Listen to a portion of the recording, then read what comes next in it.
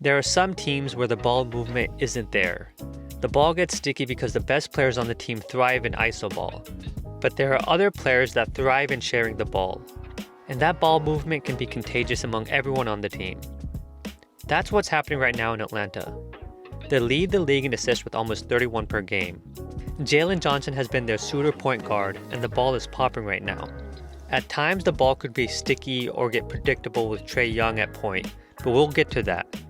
First, let's take a look at what makes Jalen so good. Jalen's teammates know that when they give the ball up to him, that they'll get the ball back if they're in an advantageous situation. Here, Okongwu gives the ball up, makes the 45 cut, and gets the ball back and finishes. And just look at the ball movement on this possession. It's kind of the opposite of a Trae Young-centric offense. And I'm not saying they shouldn't have those Trae-dominant possessions. They'll need them if they're going to hit their next level. I'm just saying that the basketball the Hawks are playing with Jalen, as the primary distributor, has worked well, and it's encouraged team basketball. Players off the ball become a threat to make cuts, and Jalen can hit those cutters from the high post or past the three-point arc.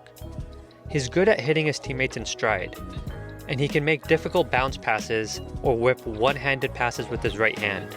And he can make those one-handed passes on the move, which is extremely rare for a player of his size. Just look at him here in transition and how he whips the ball right into Nikhil's shooting pocket. Transition is where this man thrives on the basketball court. That's his first instinct, to get out and run. He's too big, too fast for most players in the league to stop him on the break, and guards just have no chance against him when he's at full steam ahead. The Kings are a terrible defensive team in transition, and they don't have a lot of size, and Jalen took full advantage of that, scoring 8 points on the break alone. The defense has to focus so much attention on the threat of him scoring on the break that it opens things up for his teammates. Here, 3 Utah Jazz players are worried about Jalen scoring, and now Risase is wide open in the corner. And the same thing happens in the very next quarter. Basically, don't get this man in transition, because if he can't score, he'll find his teammates wide open for 3 or for the alley-oop.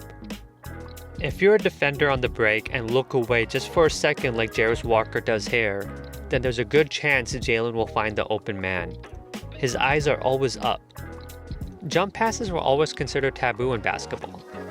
However, Tyrese Halliburton showed that you could actually use the jump pass to manipulate the defense, and Thinking Basketball had a video on this topic that I would recommend watching. Jalen has also used the jump pass similarly. Here Jalen jumps, and if we stop the video here, we would think that he's about to pass the ball to Keaton Wallace. But he sees Agbaji could intercept the pass, so he opts to pass the ball to Okongwu instead, who's able to finish. Here he jumps, and he could try to finish, but he knows that it's a tough layup, so he opts to make the one-handed bullet pass to Okongwu for 3. Again, not many power forwards can make this type of pass. And here he puts pressure in the rim in transition, jumps, and hits Alexander Walker for 3. Putting pressure on the rim is what opens things up for Jalen and the Hawks in the half court as well. Here he's able to get 2 defenders on him, and he dumps the ball off to Okongwu. And on this possession, DeMar is forced to help, and now he loses his man, who is Risase, who hits the floater.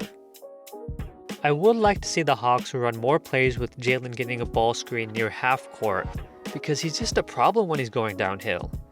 220 pounds attacking the paint with his speed is tough, and he has a floater and he can finish off either foot as well.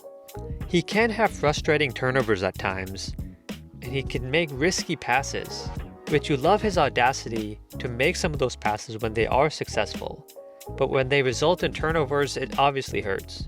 And there are other passes where he's just unable to see the weak side defender in his vision. He's averaging a career-high 7 assists per game, but he's also averaging 3 turnovers, which is a bit high. This is where I think he could benefit from Trae's return. Trae last year averaged almost 12 assists and 5 turnovers per game. In the 5 games he's played this year, he's averaged 8 assists and 2 turnovers. Not putting too much of an offensive burden on either Trae or Jalen should help them reduce their turnovers.